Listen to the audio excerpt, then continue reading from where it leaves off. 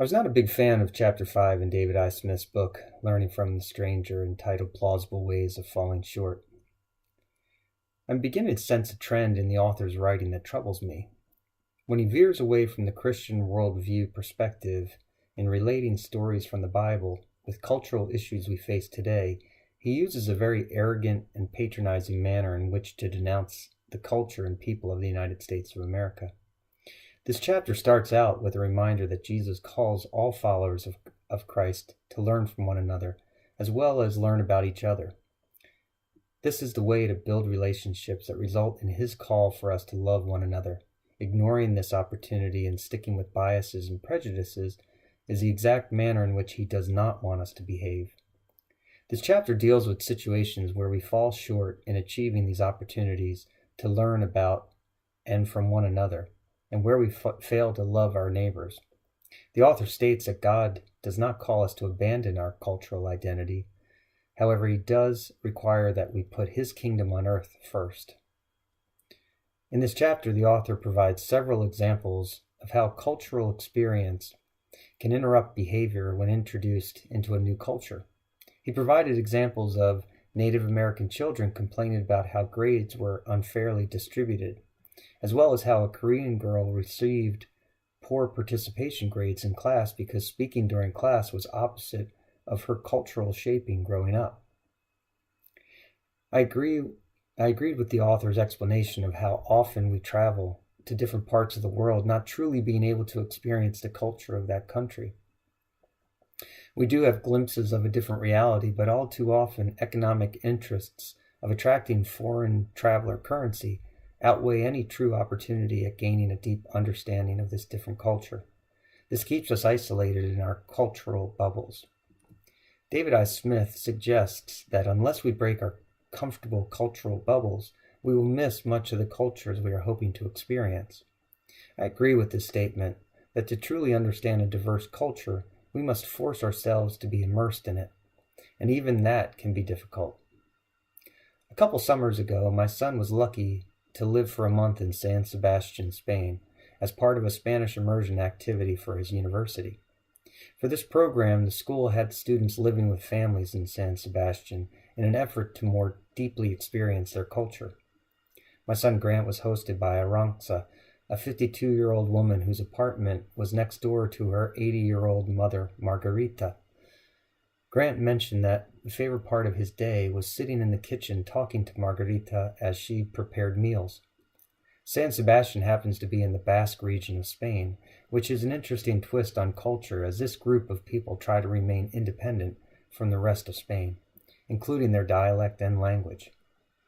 One of Grant's favorite memories was being invited to his host's friend, Juan Carlos, to participate in a private social club called the Basque Gastronomic Society.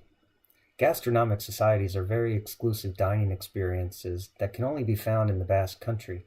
Men come together to plan and execute a meal for the women in their lives. The food preparation, storytelling, and festivities end with a raucous meal shared among friends. It is this kind of immersion that David I. Smith recommends we seek when trying to learn about a different culture. As Juan Carlos told Grant as they were leaving the event, "Just remember, Grant, you'll always have friends in the Basque Country."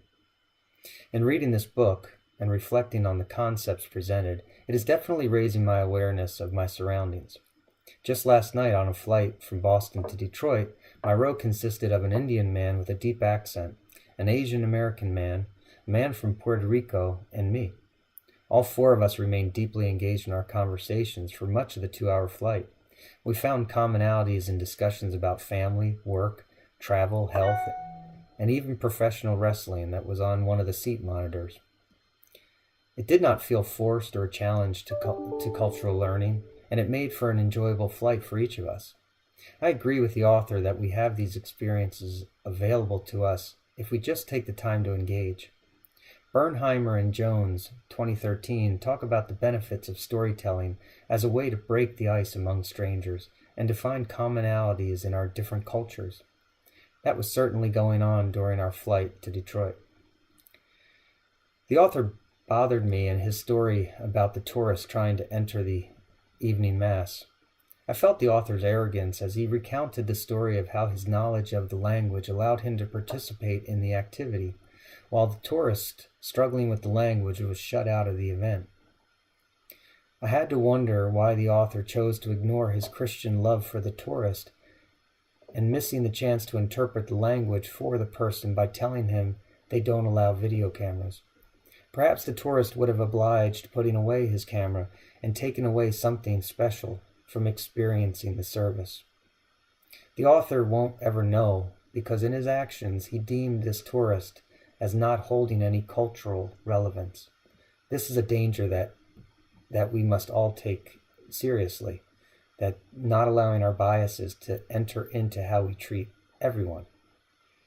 I do agree with the author's assertion that email is a poor communication vehicle, as cultural awareness does not necessarily translate through this medium, and that technology alone will not solve cultural communication challenges. Gladly, there is not a global language, as some of what makes a culture truly unique are the expressions, sayings, and verbal gesturing that remain specific to one's native culture. The author emphasizes that cultures desire to maintain their native tongue, even if the desire to take advantage of the Western world's economic engine has them learning to speak English. The author feels it is only appropriate that we attempt to learn the language of the cultures we wish to know. Smith ends this chapter providing examples of situations that went awry because of a failure to understand a person's culture and how they might respond to certain circumstances. It was a sober reminder that we cannot apply our own cultural understandings to other individuals and how they handle challenging situations. God's call for us to love Him and to love our neighbors provides a challenge to each of us to gain knowledge of His kingdom on earth and to understand the different cultures He has created. Thank you.